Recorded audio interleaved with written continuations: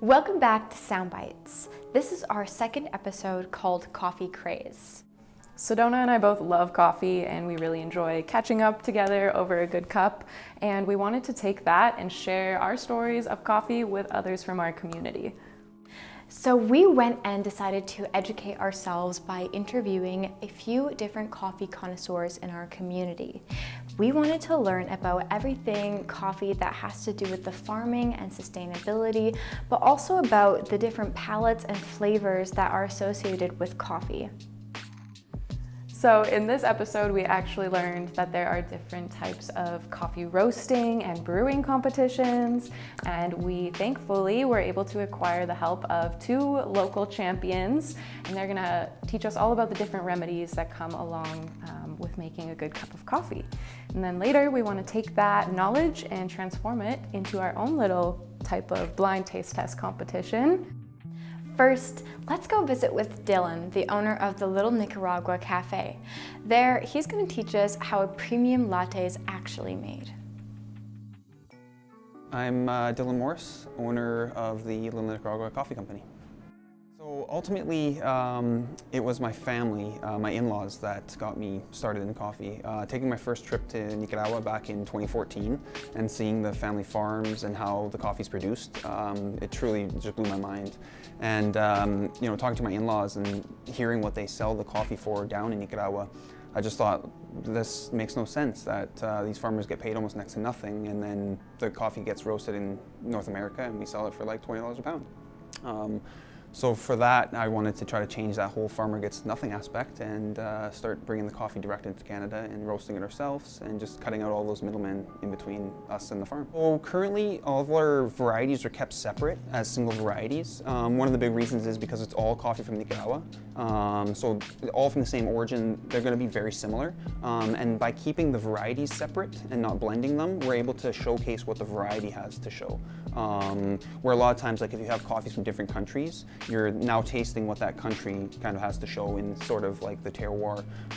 So by keeping the varieties separate, we're able to kind of showcase the different varieties of Arabica, because there's about 100 types of Arabica. So it's neat to really taste the difference of what those varieties are. I actually roasted for probably 5 years before I actually sold any coffee.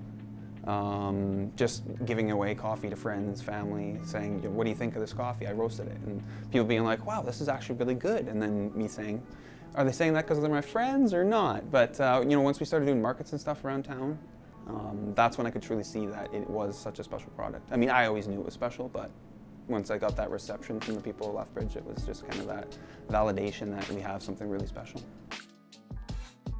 I noticed that the people of Lethbridge kind of like a more classic coffee. Instead of like the more light roasted, high acidity, people prefer more of those like deeper kind of brown sugar, molasses type notes.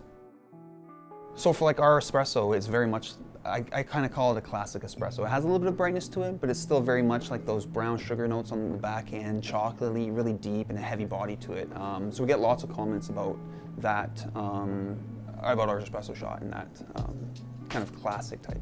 Right now, the Perenema is one of my favorite. Honestly, it's probably my latest roast, and just as I get better roasting, the coffee just naturally gets better. So I truly think that's one of my best roasts.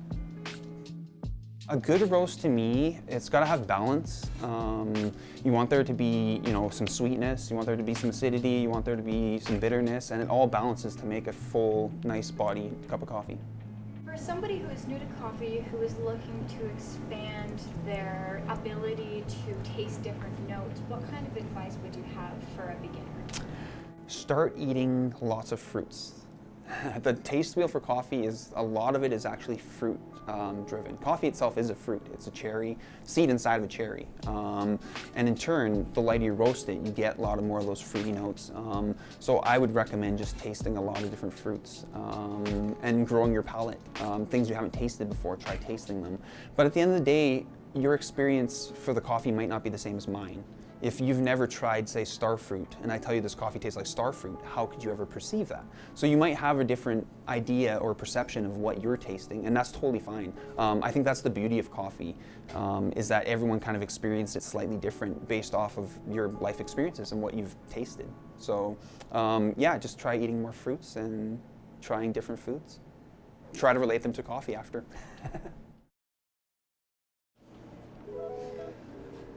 Okay, we'll start out by tearing our scale for our dosing cup and grinding our coffee.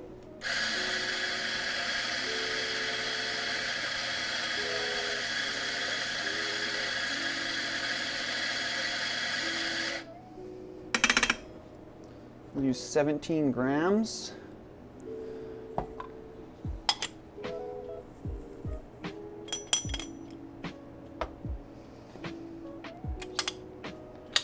And we'll use our WD-2 tool to distribute the grounds a little better. Get you a nice start to the puck. We use our leveling tool. Give us a nice level puck. And then we'll use our tamper. This tamp is set to 30 pounds. So that no matter who's tamping, whether it's myself, my brother-in-law, my nephew, it's always going to be 30 pounds. Nice prep puck.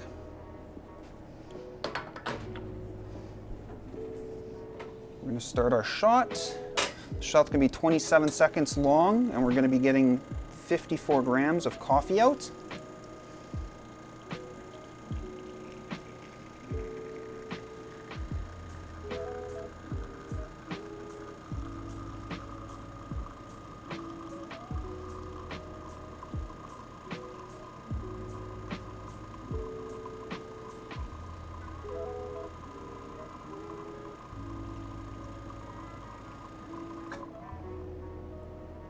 Our shot.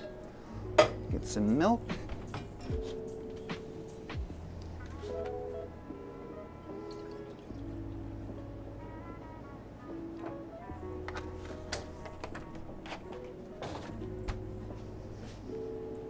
I'll purge our steam on, get any cold water out of the lines. We'll go ahead and steam our milk. We're looking for some nice microfoam. We're going to get a little bit of air instilled into it, and then we're just going to get it vortexing around. Get those bubbles breaking down into smaller bubbles and break it down into smaller bubbles until we get the nice microfoam.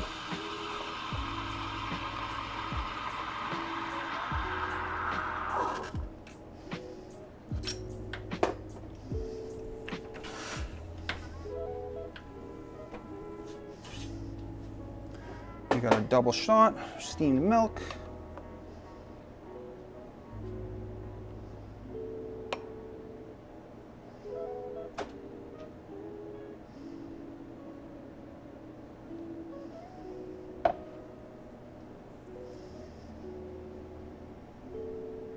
Beautiful latte.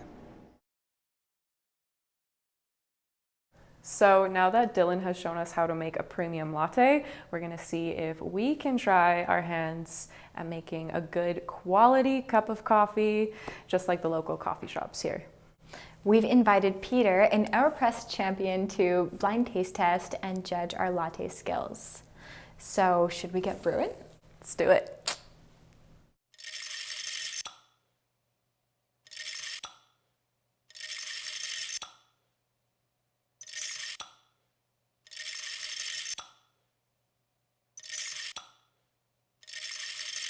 I don't know.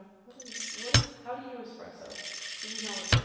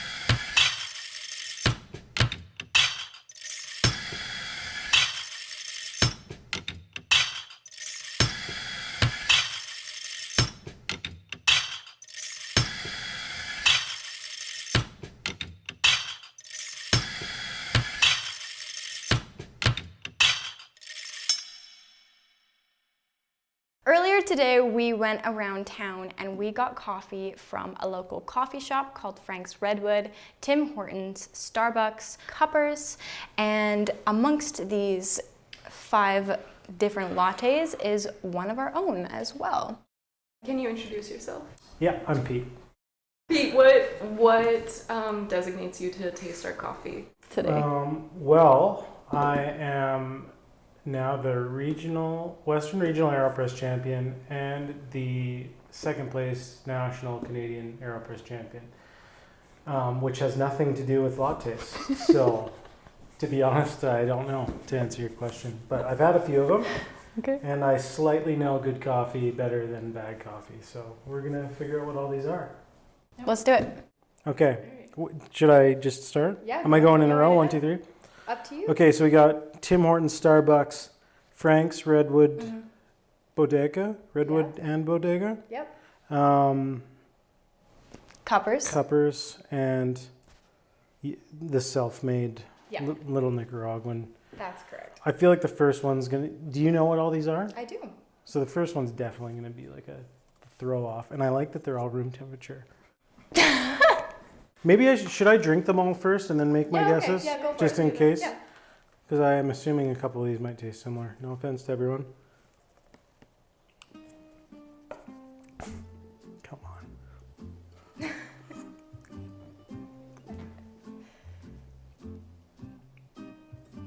All right.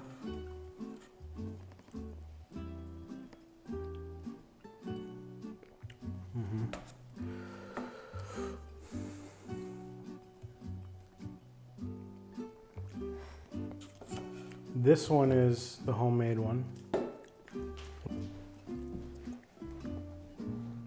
God, that is just atrocious. That's got to be Tim Hortons. So we got Cuppers, Starbucks, and what else is left? Frank's, okay.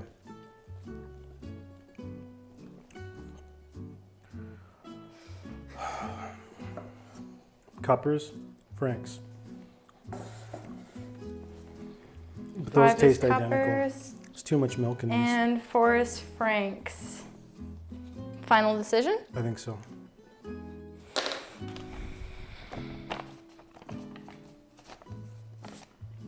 Number 1 is Tim Hortons. That is correct. So number 2 is Cuppers. What did I say? You had guessed Starbucks. But to be fair to Cuppers, I thought number 2 was better than these ones. Okay. Okay. So, because like Starbucks is really, like their program's dialed and their machines are dialed. So I thought that one tasted pretty dialed, but that would make sense. You were close. I'm so nervous. Number 3 you guessed was homemade, and number 3 was homemade. How'd you guess? How'd you know? Yeah. It didn't taste, Just because it's I the mean- warmest? no, it tasted, Dylan's coffee is like, so Dylan from Little Nicaragua, a lot of people don't know this, he just won 3rd place in a global blind roasting competition. And you can just taste it in the quality of the beans. Even his espresso roast, like a lot of people for espresso roast just blast it dark. It's always medium, it's always dark. And Dylan's coffee, like, can I see which one this is? Yep. I'm guessing it's the Java maybe, the Marcella. Yeah, so this one, roast light to medium, and you can taste that in the cup. So if you go to like a lot of specialty coffee shops, like third wave coffee shops, which we don't really have in Lethbridge. I think the closest maybe would be like maybe a Sonder. They're typically going to be having espresso on their machines that are light to medium instead of just completely dark. Starbucks uses really, really dark coffee. Cuppers roast a little bit darker. A lot of people like that. So I could just tell that way. I knew it was lighter because you can taste a lot more fruitiness. There's a lot more happening on the palate. No, I'm not gonna drink that again. No, I'm like shaking. Like that's impressive that you guys made this and you watched them once. This is really good. Oh, thank you. We did good. Yeah, that's great. All right. Okay, so number 4 you guessed was Frank's. It is Starbucks. Starbucks. Yeah. These two tasted identical to me. It was a toss-up. Interesting. Well, number 5 is Frank's. So That just tastes like milk. There's Starbucks way and too much Frank's. milk content in these two. No offense to Frank's. No, it was good. You did good, kid. Yeah, no, these two just tasted identical. I could have gone either way. Little more milk than I would like, but I'm glad that I got. The important thing is that I got Dylan's and I got Tim Hortons, and I could tell the difference of the stark contrast. Yeah, definitely. Yeah, the best cup of coffee in town, in my opinion, and no offense to these other guys, they're all great cups of coffee. But Dylan at Little Nicaragua, I know he's like a friend of mine and stuff. This is unbiased completely, but it's not just his roasting. He won that blind roasting competition. He's competed in national coffee competitions. I don't think, to the best of my knowledge, I don't think anybody locally here has even competed in coffee competitions. The guy is an absolute maniac. He's obsessed with coffee. So whether you're going in to get an espresso, and you can test this too, like when you go in there and talk to him, just ask him like, hey, how come, like, what's your process? How do you make a good cup of coffee? And you will get the most intricate response that you would never imagine getting. So whether it's an espresso or a pour over or an AeroPress, you can go in there and probably special request an AeroPress from him. You're gonna learn tons, and it's gonna probably be the best cup of coffee you've had. And for a lot of people that go in there and get pour overs and sometimes even these lighter roast, a little bit fruitier lattes, it's different. It tastes different. It's a completely different experience. You almost can't think of it like you'd think of coffee. Like it's not going to be a Starbucks. It's not going to be a Tim Hortons. It's not going to be that dark coffee with milk and sugar that you like. But it's a completely different animal, and Dylan does a really good job of explaining it to people. And I think that in the next few years, you're going to see a lot more specialty coffee in Lethbridge because it's a really new scene. But yeah, it's just something to think about, because I think a lot of people, the specialty coffee world, the reality of it is, and going back to that whole third wave culture, it's new. It's really, really new. Like, it's been around for maybe 10, 15 years probably, but like, I feel like in the last 3 years specifically, it's really started to get a lot more traction.